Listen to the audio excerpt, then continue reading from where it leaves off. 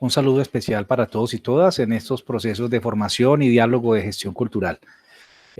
Para esta ocasión tenemos un tema que es de mucho interés para los artistas y para las personas que trabajan en el sector de la industria, de la creación, de la cultura en general. Vamos a hablar de dos temas, básicamente el primero de economía y cultura y el segundo de el artista como marca personal.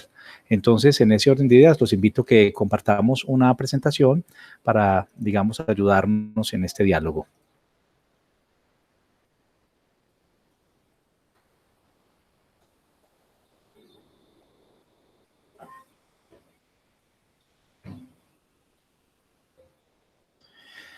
Bueno, la economía de la cultura y la creación de la marca personal para artistas.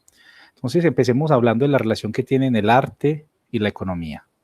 Y tenemos que entender que la economía como tal es un concepto cultural dado que viene de las ciencias sociales y que básicamente la economía no trata solamente elementos monetarios, sino que trata y estudia esas formas de administrar recursos disponibles para satisfacer necesidades humanas. La economía encuentra análisis en toda esa serie de intercambios que le dan incluso un valor y un significado a la misma humanidad. Y al estudiar ese comportamiento de las acciones de los seres humanos, la economía está muy relacionada incluso con otras ciencias sociales y humanas como la antropología. Por eso, de alguna manera, la economía, a mi juicio, es un tema que es en sí, en esencia, es un tema cultural.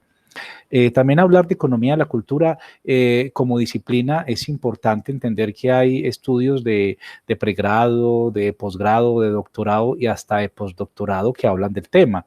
Por lo tanto, no es un tema ni nuevo ni es un tema escaso, sino que es un referente fundamental. Hablar también de la cultura económica y hablar de la cultura, digamos, del economicismo es una cosa un poco diferente a lo que se refiere a hablar de economía de la cultura.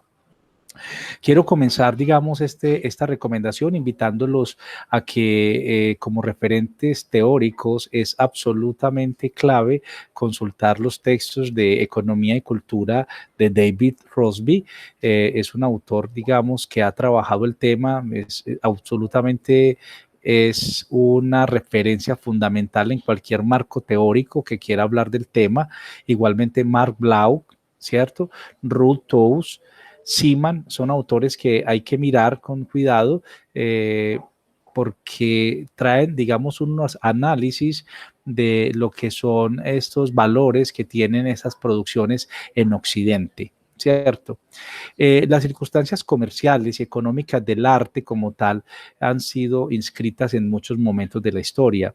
Es decir, el intercambio y el valor del arte, el valor de uso, ha sido siempre, digamos, muy importante en sociedades donde se quieren establecer el statu quo, establece, digamos, a partir de sus representaciones y a partir de la producción de sus artistas, un valor, digamos, diferenciador.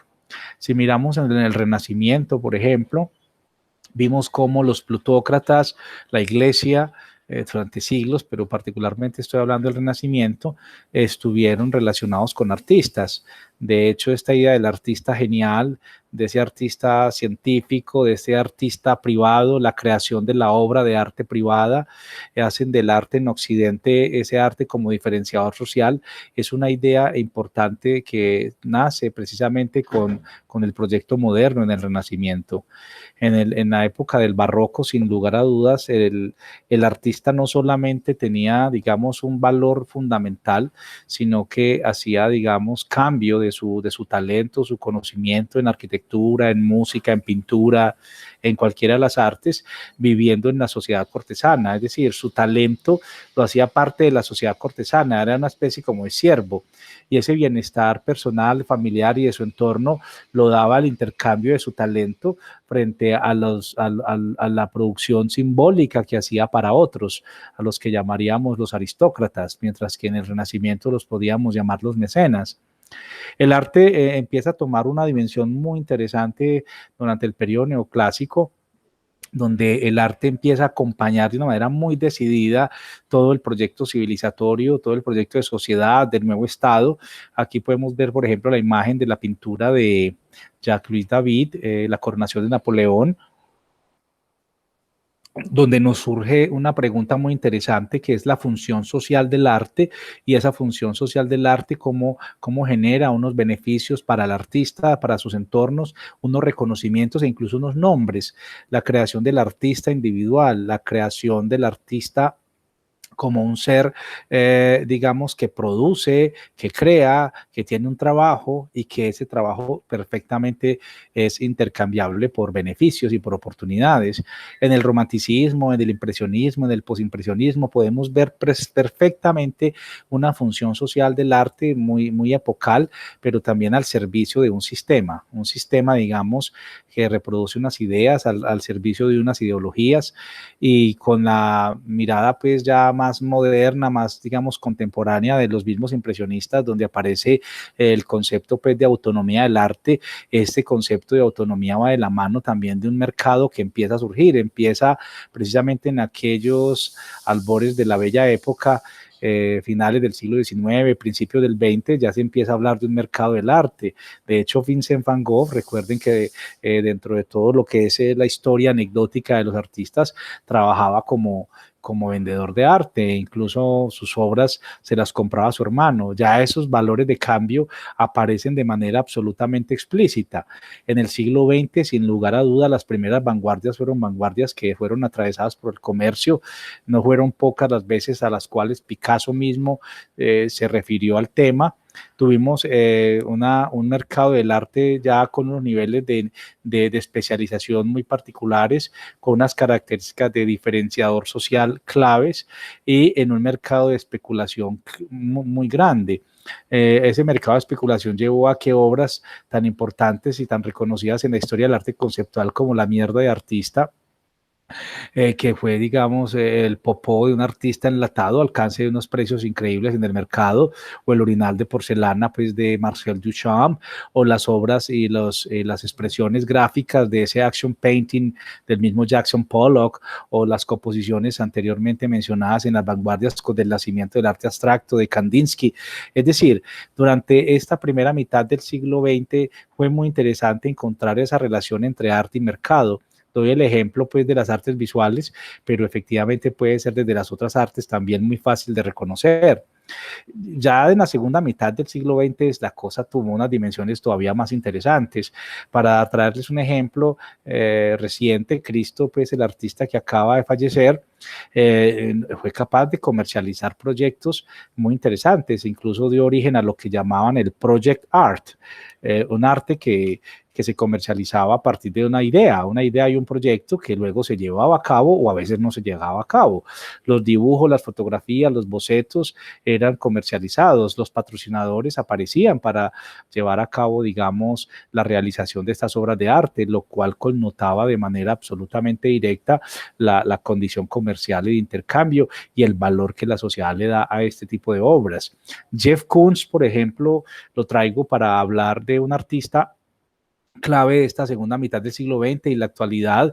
Es un artista, por ejemplo, que separa esa función artesanal o del quehacer del artista. Este artista realmente no hace nada más que la idea, es el dueño de la idea del concepto.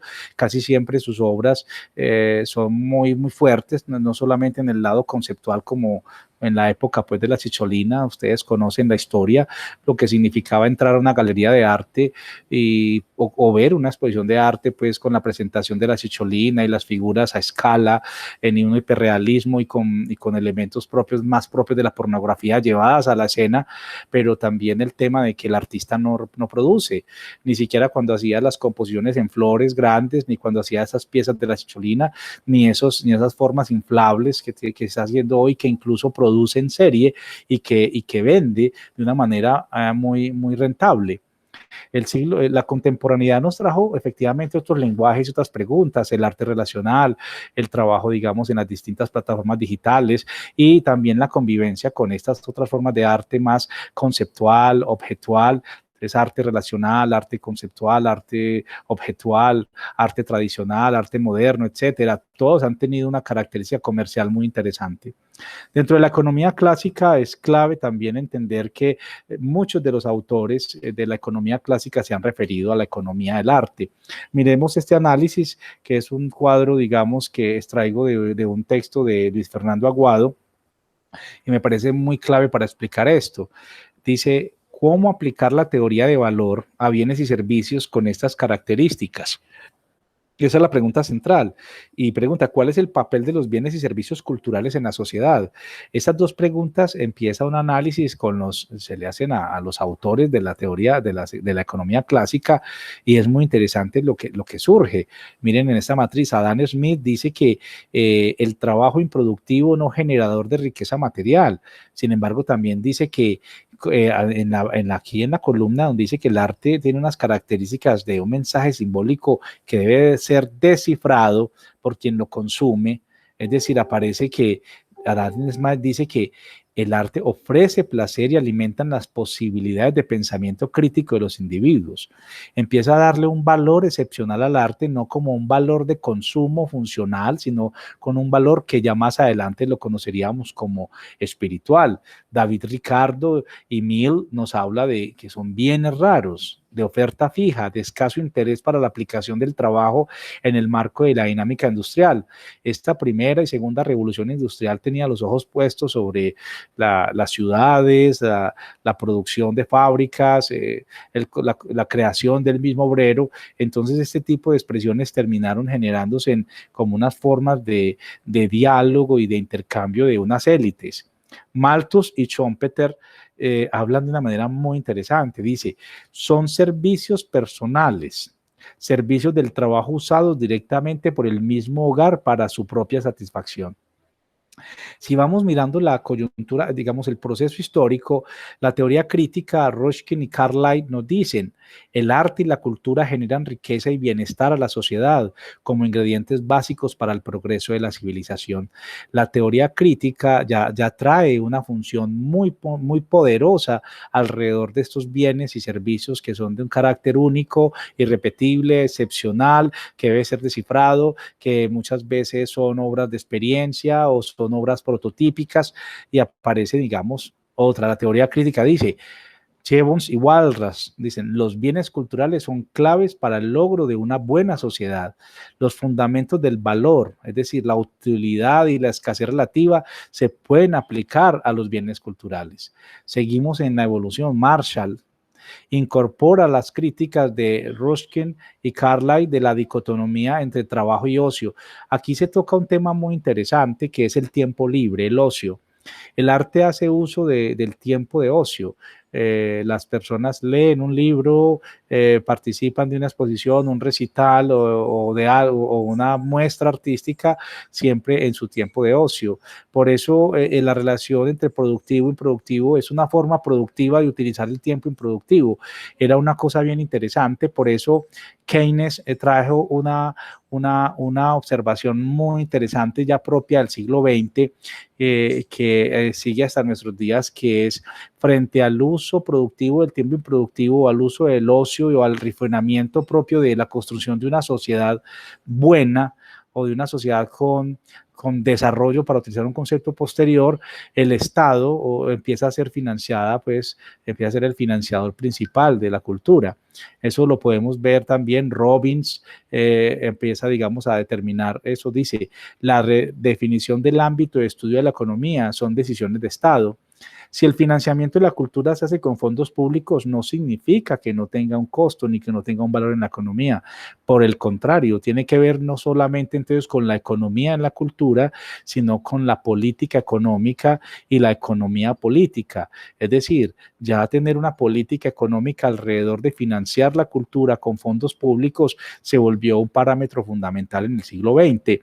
Entrado, digamos, a nuestros países posterior del año, pues yo creo que después del año 2000 es cuando se empieza a hablar en estos países nuestros y en Colombia, después de la ley de cultura, de manera pues más contundente, la relación entre el Estado y la cultura, y la economía, el Estado y la cultura. Baumol y Bowen hablan de de que la enfermedad de los costos y la brecha de participación. ¿Por qué? Porque empieza a sentirse, especialmente durante el siglo XX, una brecha de participación en el consumo cultural, por hablar del concepto pues, de Canclini. Hay una estratificación cultural muy propia de Occidente, donde las expresiones y las manifestaciones o los productos y servicios culturales tienen una clasificación de acuerdo a unas segmentaciones de población muy específicas. Becker dice que el enfoque económico del comportamiento humano hace un análisis económico del ocio y aparece la función de producción doméstica. Esos son temas interesantes. Yo los traigo pues en esta charla porque lo que quiero mostrar es que el tema del sector cultural, el tema de la economía de la cultura es un tema absolutamente profundo. Miremos, por ejemplo, lo que nos dice las Naciones Unidas, la UNCDAT en el año 2008, nos invitan a hablar y nos hacen esta taxonomía que es muy interesante. Hablamos de la economía de la cultura y de la economía creativa. Son unas divisiones muy importantes que hay que tener en cuenta. La economía de la cultura tiene que ver con dinámicas muy propias del sector cultural como tal, por ejemplo, las artes escénicas y las artes visuales, o la política cultural o el patrimonio histórico, e incluso las industrias culturales tradicionales. Por ejemplo, si analizamos esta tabla que tenemos a continuación, vemos cómo las artes escénicas aparecen, digamos, tienen un interés importante con las audiencias, con la asistencia, con la participación de estos eventos. Es un elemento fundamental. La condición de la producción. Incluso, si nos damos cuenta, la producción en artes escénicas es costosa, es grupal, requiere infraestructura, requiere, digamos, una voluntad política, ¿cierto? Y miren algo tan interesante, las artes visuales, dice, demanda de artes por razones estéticas, demanda como activo o instrumento financiero. El valor que empieza a tomar el mercado del arte dentro del sector financiero es importante, se vuelve un bien tan importante y tan apetecido durante la primera y segunda mitad del siglo XX como la misma propiedad raíz. Temas de interés en particular, artes escénicas, características socioeconómicas de los asistentes, efecto de los precios, renta y bienes sustitutivos, el dilema económico, la brecha de ingresos, el incremento de los costes asociados al rezago en la productividad. Sí, porque es que, como les decía hace un instante, producir, digamos, una obra no siempre va a encontrar, digamos, digamos, las formas de activar la economía y de hacer recuperación de costes de manera inmediata.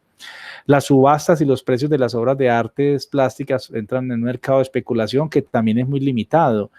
Entonces, miremos qué temas transversales tienen, por ejemplo, las industrias culturales, el patrimonio histórico, las artes visuales, tienen la transversalidad de la enfermedad de los costes.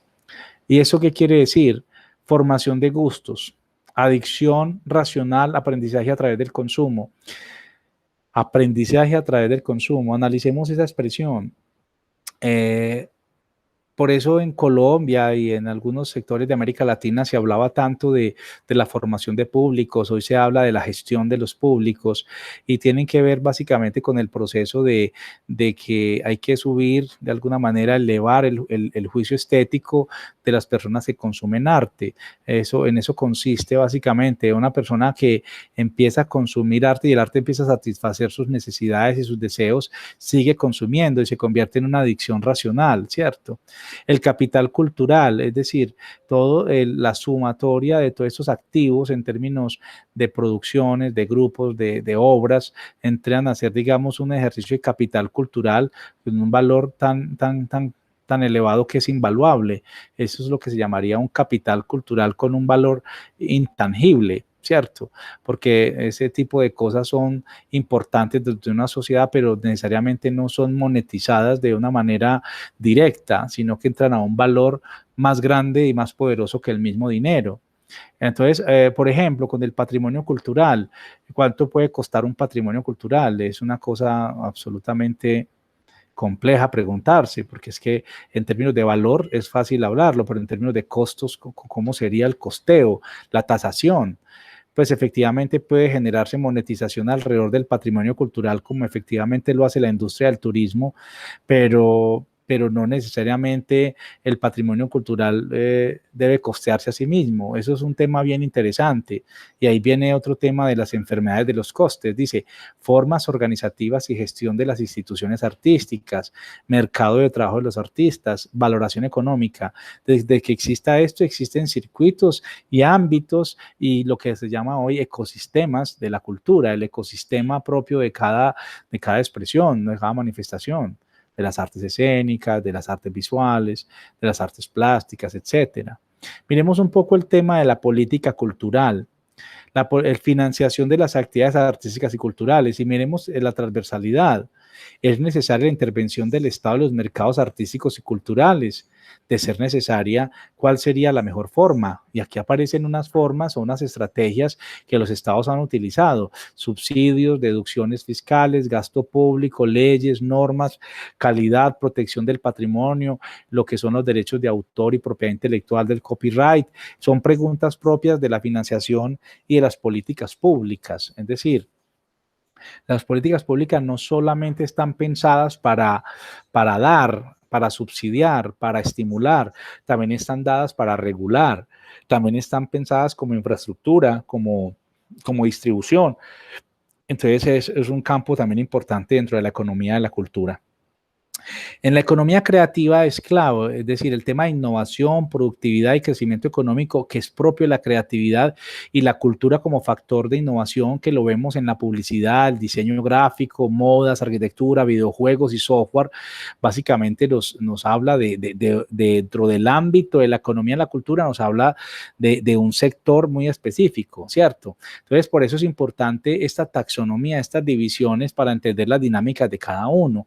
Entonces, por ejemplo, las dinámicas del sector de la arquitectura, si bien pueden estar atravesadas por la creatividad también como las artes escénicas o como las artes visuales, es decir, no necesariamente tienen las mismas características ni requieren lo mismo. ¿Qué dice el tema transversal, por ejemplo, en las industrias creativas? Ciudades creativas, clase creativas. Entonces, por eso encontramos en los planes, incluso de las políticas públicas, unas políticas que son muy privadas de una industria, pero que llevan al sector, digamos, de la cultura a hablar de eso. Ahorita hablaremos un poco de esto en términos de ley naranja, en términos de economía de la cultura en esta coyuntura histórica. ¿Cómo se produce y estimula la creatividad en distintos sectores? Entonces, aquí vemos unos ámbitos culturales importantes. El modelo de la economía en la cultura desde las Naciones Unidas, desde la UNESCO, desde las divisiones, tiene diferentes formas. Hay unos modelos de textos simbólicos, el modelo de círculos concéntricos, el modelo del Reino Unido y el modelo de la OMPI, que se basa en los derechos de autor. Efectivamente, aquí hay que mirar esto con cuidado. El modelo del Reino Unido ha sido como uno de los más reconocidos, donde dice el sector cultural lo comprende la publicidad, la arquitectura, el arte y el mercado de antigüedades, la artesanía, el diseño, la moda, el cine y video, música, artes escénicas, editorial, software, televisión y radio, video y juegos de computador. Entonces, bajo este modelo del Reino Unido entran, digamos, muchas expresiones. Cuando estamos en diplomados y en procesos de formación de industrias culturales en nuestro contexto, es muy normal encontrar personas que vienen del cine o que vienen de la gastronomía o que vienen de las artes plásticas o incluso que vienen de un sector comunitario. Entonces aparece un modelo ahí muy cercano a este. Sin embargo, yo creo que en Colombia se trabaja de manera más cercana la política cultural, que es como nuestra política de industrias culturales que ahorita mencionaré, o la ley misma, la ley 1834, creo que es la ley naranja, es más el modelo de círculos concéntricos. Entonces dice, porque analicémoslo despacio, el modelo de círculos concéntricos dentro del sector cultural tiene lo siguiente: núcleo de industrias culturales, que son literatura, música, artes escénicas, artes visuales, otras industrias culturales básicas, cine, museos y bibliotecas. Tiene también el núcleo de industrias culturales ampliadas, el patrimonio, la editorial, la grabación, la televisión y la radio, los juegos y el video y los juegos en computador, y las industrias relacionadas, la publicidad, la arquitectura, el diseño y la moda. Aquí aparece, digamos, este modelo que en Colombia a esto se le une el deporte. como industria cultural. Es interesante, pues, en mi análisis. Pero está el modelo de textos simbólicos, que también está muy relacionado, que nos habla del núcleo de industrias culturales, de la periferia de las industrias culturales y de la frontera de las industrias culturales. ¿Qué tienen en común estos modelos? Que nos hablan de núcleos y nos hablan de conjuntos, una teoría de conjuntos que hacen parte, digamos, de un conjunto como universal del tema, pero que tiene sus diferencias al interior, que para el tema de política pública, para el tema de intervención, deben tenerse muy en cuenta. Los invito entonces a que leamos de manera muy atenta la política para el emprendimiento de las industrias culturales. Lo puede consultar en internet, pone eso, política para el emprendimiento y sus industrias culturales, PDF, Colombia 2010, y le sale el documento que en el 2010 recoge todas esas reflexiones de la década del 2000 al 2010 en toda América Latina y en el mundo, hace unas definiciones de industria cultural, hace una taxonomía de lo que significan las industrias culturales para Colombia, habla de industrias tradicionales, de otras industrias y de unas nuevas que en esencia recogen esos análisis que acabamos de presentar. Me parece interesante dentro de esta política nacional hablar de lo que son esos encadenamientos hacia atrás y encadenamientos hacia adelante. Cuando hablamos de que hay oferta y demanda, hay mercado, y donde hay intercambio y mercado hay economía. Y cómo en estos encadenamientos de la oferta aparecen procesos muy interesantes. ¿Quién crea? ¿Quién realiza, produce o hace la manufactura? ¿Quién tiene las redes, los canales de distribución y quién exhibe? Estas 4 etapas son consideradas como el encadenamiento que tiene la oferta cuando hacemos arte. Entonces es muy importante usted como artista, como generador de contenidos, preguntarse en cuál de estos, digamos, canales o etapas está su trabajo, o en cuál o en cuáles. El Estado entonces, ¿qué hace? El Estado, miren las flechas, el Estado garantiza información, el Estado garantiza formación, el Estado garantiza regulación y archivo y preservación del patrimonio. La dinámica del sistema, pues el que está en la parte de encima, nos muestra el encadenamiento, y luego el encadenamiento hacia adelante, que es el consumo, apropiación y participación, que en este documento no aparece muy detallado, pero que hay que tener en cuenta. Entonces, en este primer momento los invito a pensar muy bien esto, cuál es el nivel. En la formación artística nuestra facultad, vemos cómo los artistas son, digamos, muy formados en términos de creación y producción, ¿cierto? Es decir, hay unos procesos de formación y de investigación que dan como resultado la creación, hay unos procesos técnicos que te dicen el cómo analizas las técnicas, donde te hablan de producción y manufactura, pero cuando llegamos en este eslabón a hablar de distribución y exhibición, aquí entramos casi siempre, según mi análisis, en una dificultad, porque los ecosistemas internos de este encadenamiento hacia atrás todavía no son muy claros como en las cuatro etapas. A veces nos quedamos en la universidad en las 2 primeras, y el sector utiliza la distribución y la exhibición a veces no con un diálogo muy directo con la misma universidad. Pues es bioobservación, es posible que esté equivocado, pero también es una meta importante de la educación universitaria, establecer el encadenamiento en todas estas etapas. También vamos entonces a abrir la puerta en este momento. Ya en el año 2017 aparece la ley 1834, y quiero ser muy claro con este análisis. La ley 1834 es una ley que hay que leer en este momento. Usted va a mirarla, va a leer completa. Es una ley corta, hay que leerla despacio. Veo mucha gente hablando del tema. Conferencias, talleres, en Antioquia, por ejemplo, tenemos proyectos, tenemos ordenanza, en Medellín vamos a tener, o creo que tenemos ya un acuerdo, tenemos el Consejo Nacional de Economía Naranja, el Ministerio de Cultura se modificó en el año pasado y ya tiene un viceministerio, que es el Viceministerio de la Economía Naranja y la Creatividad.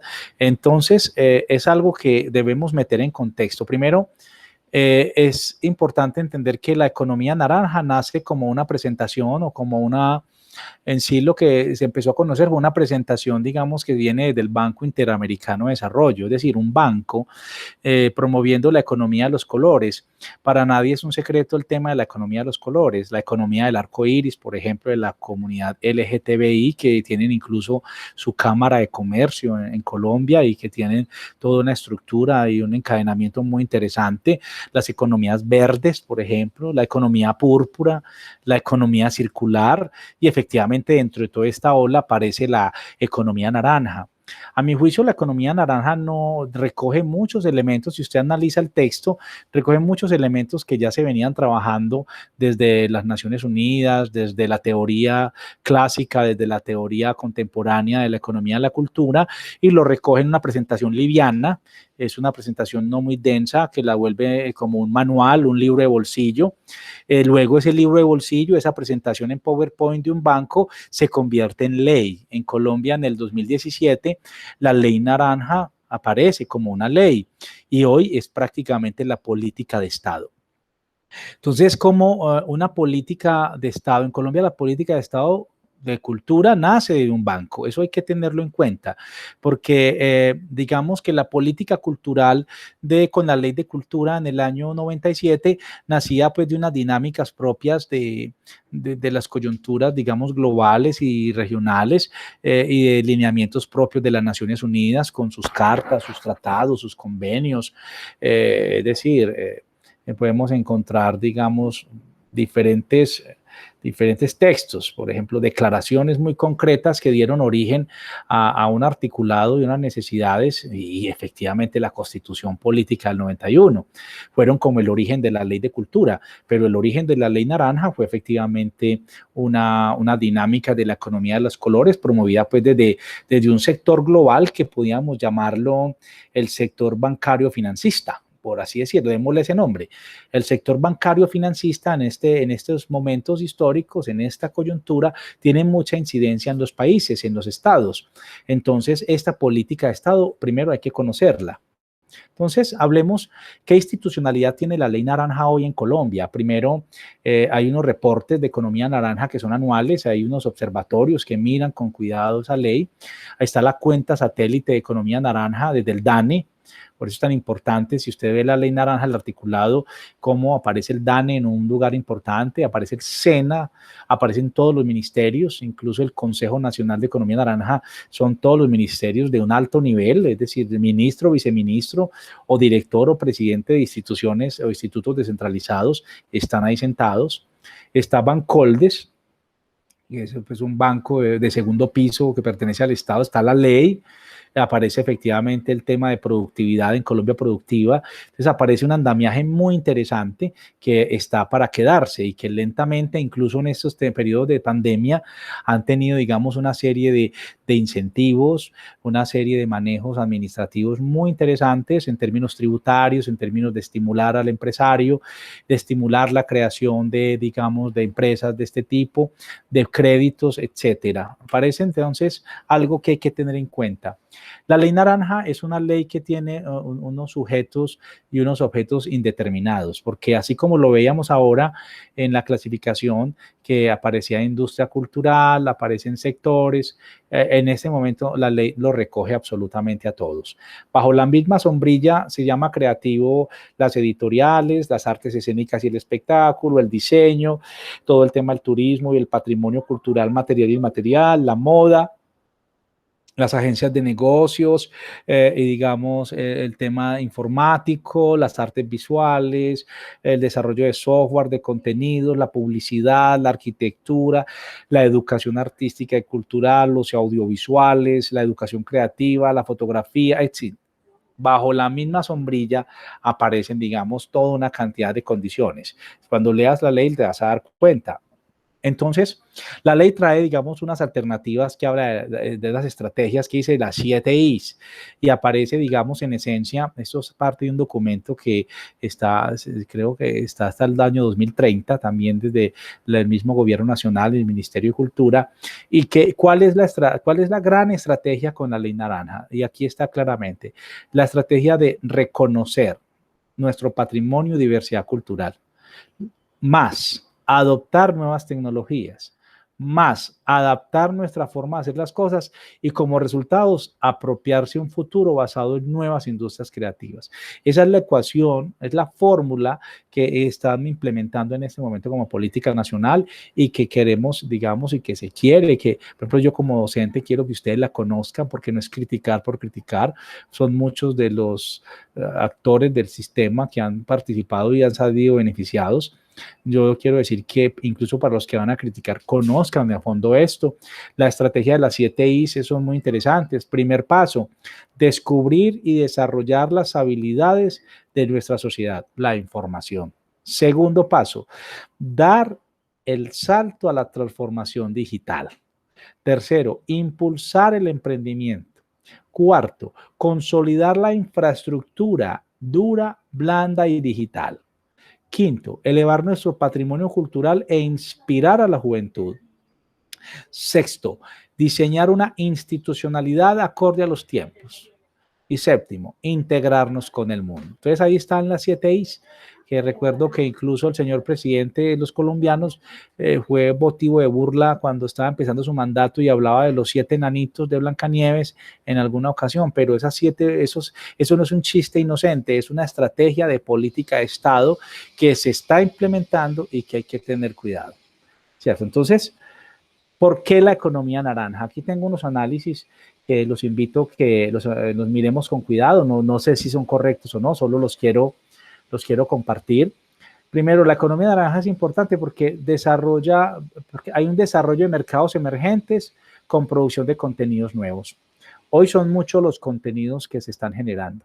Hay una democratización de la creación de contenidos, desde el barrio donde se produce música, hasta la zona que fue, digamos, que ya no es zona de conflicto y que puede activarse un encadenamiento turístico, hasta distintas formas de editoriales alternativas, etcétera, o desarrollos tecnológicos que también pueden funcionar, en fin.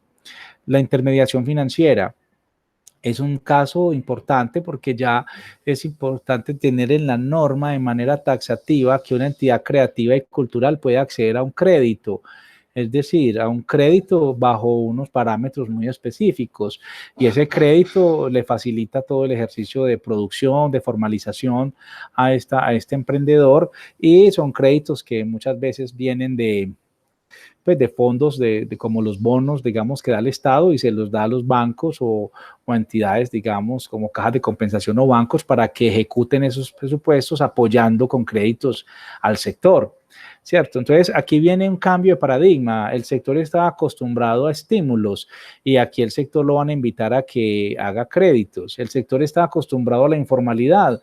Aquí lo estaban invitando a que se formalice. Entonces, de alguna manera hay un diálogo entre estas dos esferas que están, digamos, en este momento histórico, están comulgando, pero puedes, digamos, claramente la tendencia. Mercados de especulación, es decir, los capitales están viendo de una manera muy interesante el crecimiento, digamos, del capital que tienen las industrias culturales, la televisión, la radio, la prensa, la producción de contenidos. Es increíble, por ejemplo, ver los beneficios económicos que dejan las telenovelas, por decir algo colombiano. Cuánta riqueza puede tener, digamos, Gustavo Bolívar, el senador, que siendo de izquierda es un hombre muy rico por las regalías y por toda la especulación financiera que se genera alrededor de su producción. El mismo Alonso Salazar con su literatura llevada al cine, por ejemplo, también genera regalías. Ese mercado de especulación es un mercado propio que aparece no solo desde el sistema bancario, donde, digamos, aparece, digamos, unos créditos a unas tasas de interés específica, sino unas acciones, unos valores y unas inversiones propias de plataformas. ¿Cuántos recursos puede estar dando Netflix? ¿Cuántos recursos puede estar dando todo? Pues, los listados son enormes, porque aparece, digamos, una posibilidad de inversión en sectores que antes tenían crecimiento, pero no habían sido nombrados como un objeto para dónde llevar el capital.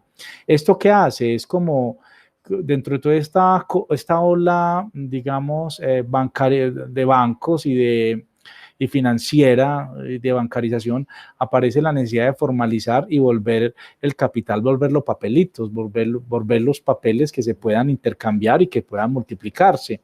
Por eso se habla de mercados de especulación, de intermediación financiera. Hay unos procesos de masificación del consumo creativo. Hay generaciones enteras buscando otras músicas, buscando otras formas de presentación, otra forma de cine, otros escenarios del arte, la moda, la gastronomía. Es increíble. Cuando vamos a los distritos naranja, por ejemplo, Y a todos estos encadenamientos de apoyo encontramos mucha gente joven con muchísimas ofertas, con muchísimas propuestas que hacen, digamos, un análisis microeconómico, pero cuando se levanta la macroeconomía se ve impactada por todo esto. Los emprendimientos en general son de fácil acceso, es decir, hay bajo coste, una mínima infraestructura, se pueden trabajar en la casa, pertenecen a una lógica de un resorte privado y básicamente aparece otro elemento. Mientras el Estado asume, da fondos, por ejemplo, como los bonos, también construye infraestructura, reorganiza los planes de ordenamiento territorial para darle un valor importante a zonas residuales que antes eran bodegas o por ordenamiento del territorio las fábricas tuvieron que desplazarse y se convierten en zonas de densidad, digamos, demográfica y también con amoblamiento cultural, museos, parques, etcétera, que permiten eso. Esto hace que aparezca la gentrificación, la especulación inmobiliaria muy de la mano de toda esta ola naranja, porque el patrimonio cultural también se pone en función de los bienes raíces y el sector turístico, fortaleciendo viajes, hotelería, restaurantes, espectáculos, entretenimiento, e incluso hay una cosa muy interesante, esos patrimonios incómodos terminan siendo también muy rentables. Lo vemos en Brasil, por ejemplo, lo vemos en Colombia, en Medellín con el tour de la Comuna 13, o por ejemplo en la gente yendo a las favelas en Brasil a ver también condiciones que son generadoras de riqueza de manera muy importante. El arte, la cultura, la arquitectura, todos en funciones de hacer unas ciudades vitrina, unas ciudades espectaculares, ciudades espectáculo. Hay que volverlas, digamos, importantes y cómo el arte empieza a ser un ejercicio clave dentro del aparato de propaganda y de venta y de marketing de ciudad, con festivales, ferias, fiestas masivas que le dan un nombre y le dan un prestigio importante a la ciudad y a sus gobiernos, convirtiéndolos en territorios estratégicos. Entonces, el por qué la economía naranja, creo que hay muchos por qué. Yo creo que aquí acabo de mencionar algunos, absolutamente lógico. O yo les pregunto, ¿no tiene Medellín una estrategia muy fuerte de city marketing? ¿O Medellín acaso no se está vendiendo como un territorio estratégico? O el Valle de San Nicolás, por ejemplo. Incluso aquellos sectores lo están viendo, aquellos sectores que quieren crecer y solo desde la dimensión económica y no miran estas dimensiones creativas que nos da la economía naranja, no están creciendo al mismo ritmo. Miremos todo eso con detalle y nos daremos cuenta que efectivamente estamos en un círculo que nos está mostrando eso. Miremos esta imagen prestada de internet y prestada de una muestra, de una exposición que vi hace unos meses. Ahí está la cita, nos habla de Brasil, Pelourinho en Brasil, en el estado de Bahía. Y miren este tan interesante que también tomo de manera de una presentación que nos compartieron, que me parece muy interesante, en el Bronx, en Bogotá. Miren ustedes la estrategia, digamos, en el Bronx. Es una cosa interesantísima en la transformación del territorio, la gentrificación, el cambio del uso del suelo. Miren lo que eran unas zonas de bodegas e industriales en la ciudad de Medellín hace unos pocos años, en lo que se ha convertido, en lo que llamamos Ciudad del Río, por ejemplo, en mercados del río. Y podemos ver lo que ha pasado en mercados del tranvía y el patrimonio cultural en Ayacucho y todo lo que lleva las pinturas y todo lo que viene trayendo, digamos, si hacemos un ejercicio de ciudad lo podemos encontrar. Miami, esta también es prestada, no, me la vi, me pareció muy interesante el crecimiento, digamos, inmobiliario. Miren la caída con la crisis del año 2007-2008, la caída del valor de la propiedad y el crecimiento que empieza a tener con sus transformaciones y usos en el mismo Bronx, en Nueva York, en el Soho. Es decir, hay una serie de procesos y de ejemplos en muchas partes del mundo. Entonces, ¿qué acabo de comentar con ustedes? Acabo de comentar una cosa. Primero, que la economía y la cultura van de la mano. Entonces, aquí los invito a dar un giro lingüístico, una forma de llamar las cosas, una forma que en esencia podemos mirar con mucho cuidado y el enfoque económico, creativo de lo que nosotros hacemos. Entonces, pensemos, el arte como producto del mercado. Entonces, aquí viene una pregunta, ¿es el arte un producto del mercado? Y aquí hay un sí y hay un no. Es decir, puede haber desde la perspectiva ideológica un no tajante, pero eso no quiere decir que no exista el mercado del arte. Una cosa es el aspecto ideológico y otra cosa es la condición económica. Existe el mercado del arte. Una cosa es la mercantilización y vulgarización de los bienes simbólicos y otra cosa es el mercado del arte. Ambas cosas coexisten, es decir, cuántas cosas malas no vemos que se venden muy bien, cuántos reclamos no escuchamos de nuestros colegas y compañeros que no son capaces o no se pueden monetizar lo que hacen, porque muchas veces hay una estructura de no creer en esto. Entonces, no es que creamos, es que entendamos que existe. Va a leer este párrafo que me parece muy puntual. Existe una idea de que las actividades culturales no son lucrativas. Es más, una frase reduce esta sentencia: por amor al arte. Sin embargo, la producción artística demanda que los creadores tiempo y esfuerzo e inversiones que bien vale la pena sean remuneradas. Existe en el mundo un mercado interesado en gastar no poco dinero en adquisición de arte y eventos culturales. Al principio, para conectar con ellos, es visualizar el trabajo artístico una oportunidad única y genuina de negocio. Esta visión para nada demerita el valor artístico de las obras, por el contrario, lo valora al colocarle un valor monetario. Miren, no todo lo que hacemos académicamente es bueno, ni no todo lo comercial es malo. Hay cosas comerciales muy buenas y muy buenas en todas las dimensiones, en la dimensión de investigación, de producción, de todo, digamos, de actuación, de luces, de lo que quieran.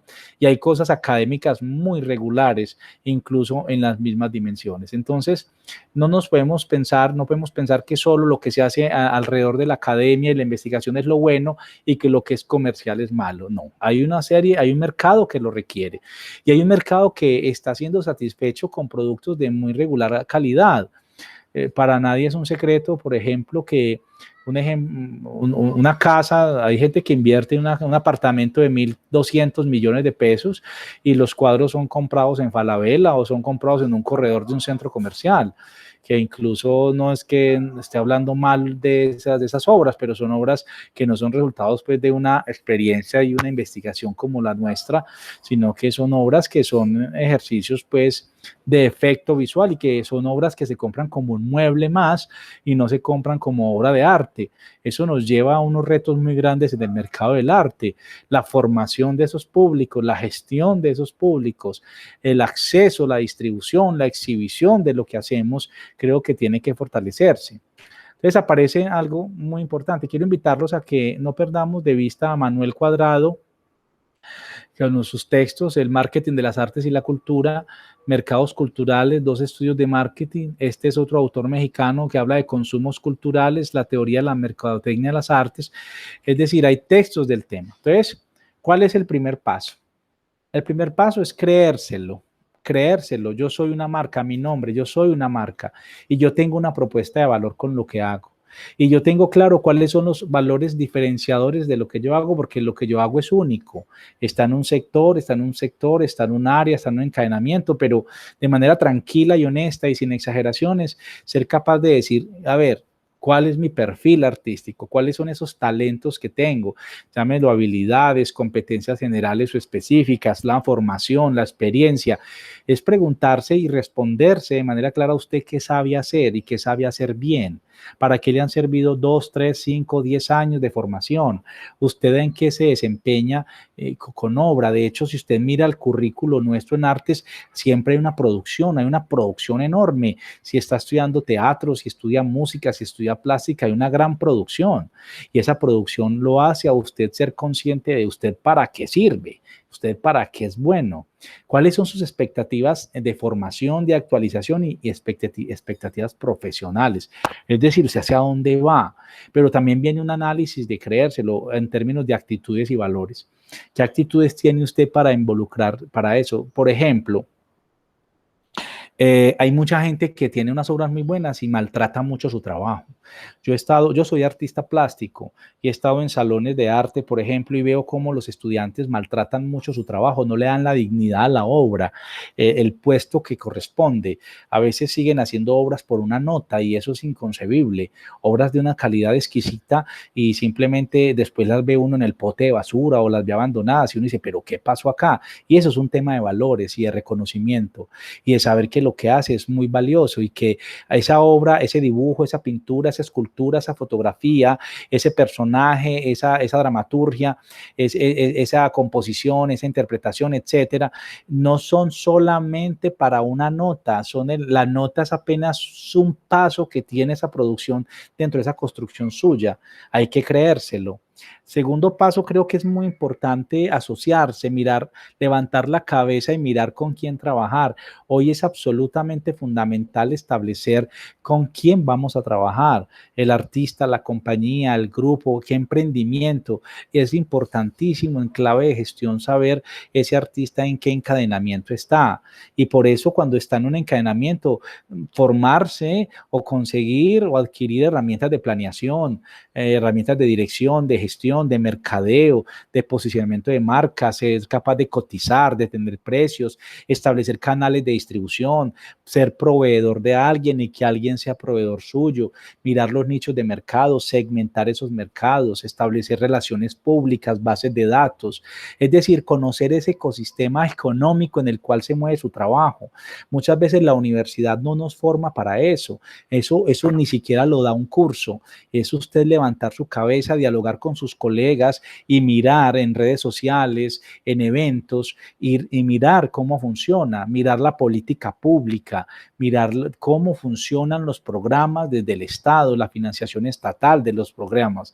Y luego cuando apareces y conoces eso, entonces ya buscar cómo encadenas el proceso, cómo lo metes. Y digo, sí, poner en cadena, encadenar, móntate en esa línea y empieza a mirar tú para qué eres buenas. Y una de las cosas es monetizar, otra cosa es existir.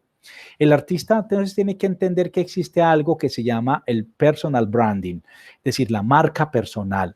Y que es importante creerse porque el artista tiene una marca personal, se basa en su creatividad, en su propuesta, en su empeño, en su producción, pero también en la credibilidad. Y esa credibilidad la da en artes plásticas la participación en eventos, en exposiciones, en lo local, en lo regional, en lo nacional, en lo internacional. Hay que salir, hay que mostrar el trabajo. Publicaciones virtuales, revistas, participar en festivales, en eventos, es un elemento fundamental, la construcción de hoja de vida. Es decir, voy a leer esto. El personal branding articula y destaca las cualidades específicas del individuo, las cuales lo identifican y lo hacen destacar del resto. Algún aspecto característico del artista a través del cual logre conectar a su público. La construcción de una carrera con congruencia que tenga algo que decir será mucho más factible que conecte con los espectadores y, por qué no, con algunas marcas que deseen invertir en su proyecto. Hay que llegar a los espectadores, a los públicos, hay que llegar a marcas, a empresas que también estén interesadas en lo que yo hago. Y eso se hace de manera absolutamente honesta. ¿Qué características debe tener el personal branding? Primero, para actores, bailarines, modelos, hay un elemento de caracterización física, eso es clave, su estilo personal, personajes, versatilidad, registros fotográficos de alta calidad, videos, unas plataformas de redes, blogs, websites, trabajo importante para dar a conocer esos elementos, es fundamental de esas características. Tu producto, tu empresa, tu producto, tu proyecto debe tener una marca distintiva, debes saber de sus valores agregados, debes reconocer todos los elementos técnicos que requiere para que la calidad del producto sea claro, construir riders técnicos claros, tener determinado un público. Cuando tenemos una segmentación de público es muy importante porque tendemos a decir que lo del arte y la cultura es para todos.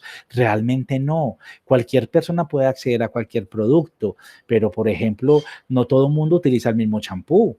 Es decir, así el champú tenga una misma connotación, digamos, química, igualmente una producción simbólica que trae un mensaje, que trae una idea, que trae una experiencia, no es la misma para todos. Si yo soy capaz de segmentarlo, es claro. Si yo determino el ciclo de vida, cuándo lo voy a introducir, con qué estrategias, cómo lo voy a sostener, cuándo lo retiro del mercado, porque las expresiones del arte son muy interesantes. Los artistas trabajamos por temporadas o trabajamos por series, dónde poner esta serie, en qué lugar geográfico, cómo acabarla en este lugar y llevarla al otro. Y esa relación de ese circuito nos ayuda a tener viva la obra. Yo puedo tener mi serie en artes plásticas y exponer en un lugar, luego en otro, y darle un ciclo de 5 años a una misma exposición que pueda estar recorriendo, porque vender no es solamente vender el cuadro, vender es adquirir un seguidor, un consumidor, vender es tu mensaje, tu idea, tu propuesta. Ese ejercicio de imagen de marca es muy importante. ¿Cómo lo podemos empacar? ¿Cuál es el empaque? Es decir, ¿cuál es mi portafolio, mi brochure? ¿Qué estética tengo? ¿Cómo son el tipo de letras, los colores, las imágenes que están dialogando alrededor de ese mensaje y nos dan la naturaleza del producto?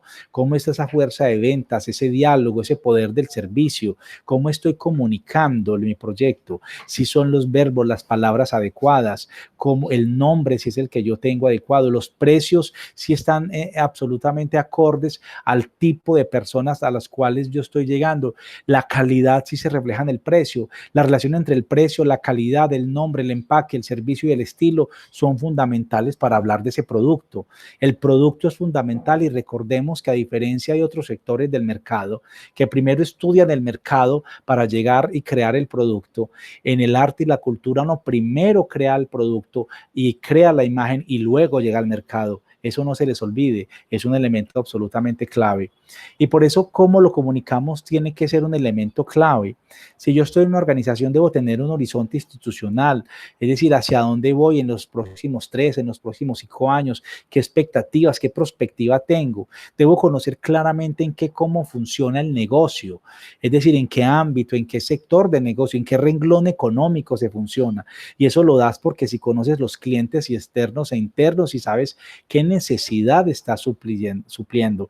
Y básicamente, ¿cómo lo haces? Necesitas un plan de operaciones, necesitas un plan de mercadeo, establecer un plan de marketing mix, es decir, las relaciones entre el producto, entre el precio, entre la promoción y entre la distribución, cómo establecer ese marketing mix que se relacione de manera muy concreta para poder tener un modelo de gestión, establecer una estrategia de posicionamiento de tu nombre, de tu marca en unos mercados muy especificados y muy concretos, y esa marca tener efectivamente un plan de inversiones que permita hacer comunicados para poder establecer un impacto. Entonces, aquí vienen unas preguntas que te hago a ti. ¿Tú qué es lo que ofreces? ¿A qué le ofreces? ¿Cierto? ¿Qué necesidad o deseo suples? ¿A quién? ¿Qué es lo que tú haces? ¿Qué necesidad suple de manera concreta? ¿Con quién estás creando? O sea, ¿con quién trabajas? ¿Con quién produces? ¿Con quién comercializas? ¿Con quién distribuyes? Esas 3 primeras preguntas son preguntas propias del encadenamiento hacia atrás. El clúster es tu encadenamiento y es absolutamente clave. Y ahora vamos a mirar la oferta. ¿Quién compra? ¿Por qué compran eso? ¿Dónde lo compran? Si yo tengo claro esto con relación a mi producto, tengo un análisis del mercado que me permite saber cosas fundamentales. Ahora bien, cuando tengo un producto artístico, debo dar una propuesta de valor. Y esa propuesta de valor yo le recomiendo a los artistas que utilicen lo que los artistas plásticos llaman statement o declaración de artistas. Es decir, tú tienes que en un texto responderte preguntas como ¿qué razones te impulsan a hacer eso? ¿Por qué razones le podrían interesar a otras personas?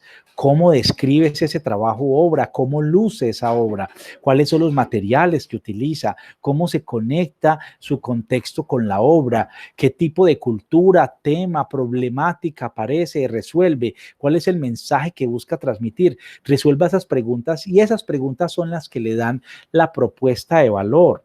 La propuesta de valor no es la ficha técnica específicamente, la propuesta de valor tiene que ver con esto, con esa declaración de artista que usted da.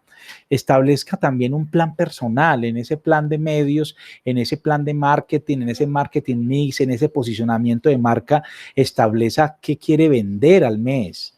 Es decir, yo les preguntaba hace unos días, ¿usted cuánto necesita para sobrevivir?